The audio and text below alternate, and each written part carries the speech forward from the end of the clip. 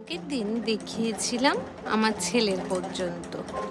আজকে দেখাচ্ছি এটা আমার হাজব্যান্ডের প্যান্ট, একটা টি শার্ট, এটা আর একটা ছাপা শাড়ি। প্রিন্টটা কি সুন্দর না? এটা মলমলে ছাপা শাড়ি, জানো, খুবই সুন্দর প্রিন্টটা, প্লাস কাপড় কোয়ালিটিটাও। এরপর আরও একটা ছাপা শাড়ি, এটা ওই ছাপা ঠিক, কিন্তু ওই অনেকটা হ্যান্ডলুমের মতন ছাপাটা, সুন্দর না কালারটা? এটা আর একটা শাড়ি, কিন্তু যতই যা বলো জানো, আমি না শাড়ির নাম মনে রাখতে পারি না। এটা কি ঘিচা সিল্ক না কি সিল্ক যেন, তো যাই হোক, সম্ভবত মনে হচ্ছে যতদূর যে ঘিচা সিল্কই মনে হয়।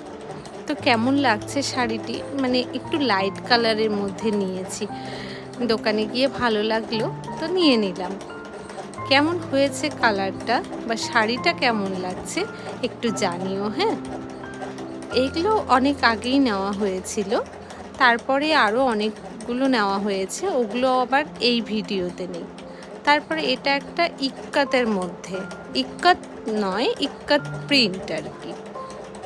তো এই শাড়িটা নিয়েছি আমার মায়ের জন্য।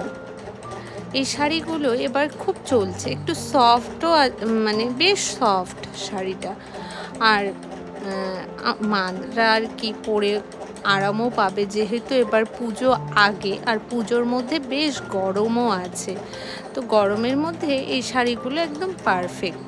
কালার কম্বিনেশনটা বেশ ভালো লেগেছে, তাই এটা নিয়েছি মায়ের জন্য। এরপরে আমি এটা অষ্টমীর অঞ্জলি বলো, চাই দশমীর সিঁদুর ছোঁয়াতেই বলো, এটা একটা এই লাল সাদার মধ্যে সিম্পল শাড়িটি, কিন্তু দেখে বেশ ভালো লাগলো। সব থেকে ভালো লাগলো খুব সফট, ভীষণ হালকা শাড়িটি, ওর জন্য। এবার যা গরম, আমি গরমে বেশি শাড়ি ক্যারিই করতে পারি না।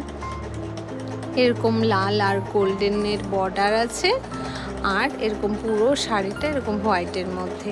কেমন লাগলো জানিও।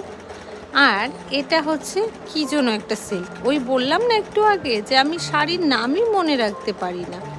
এই শাড়িটি কেমন হয়েছে বলো তো? এবার আমার যদি পুজো স্পেশাল শাড়ি বলো তাহলে এটাই। এই শাড়িটি ভেবেছি পুজোতে পরবো না, তো কেন পরবো না বা কবে পরবো এর জন্য কমেন্ট করো আমাকে, তাহলে বলবো। তো এই শাড়িটি কেমন হয়েছে বা কালার কম্বিনেশনটি কেমন জানাবে, হ্যাঁ। নমস্কার, টাটা, বাই, সবাই ভালো থেকো।